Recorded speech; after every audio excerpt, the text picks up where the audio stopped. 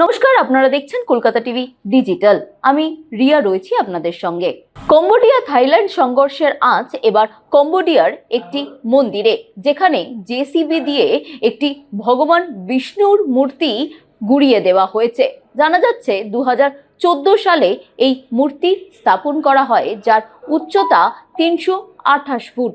ইতিমধ্যেই কম্বোডিয়ার মন্দির কর্তৃপক্ষ তরফ থেকে একটি বিবৃতি দেওয়া হয়েছে, যেখানে বলা হয়েছে যে আমরা বৌদ্ধ ও হিন্দু অনুসারীদের পুজো, প্রাচীন মন্দির এবং মূর্তি ধ্বংসের তীব্র নিন্দা করছি।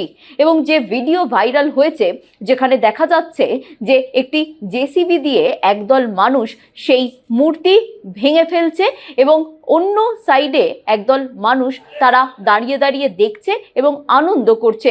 ইতিমধ্যেই এর তদন্ত শুরু করা হয়েছে, কে বা কারা এর সঙ্গে যুক্ত। যদিও কম্বোডিয়া সরকারের তরফ থেকে বলা হচ্ছে যে থাইল্যান্ড সরকার এর সঙ্গে জড়িত এবং তারাই এই মন্দির জেসিবি দিয়ে গুড়িয়ে দিয়েছে।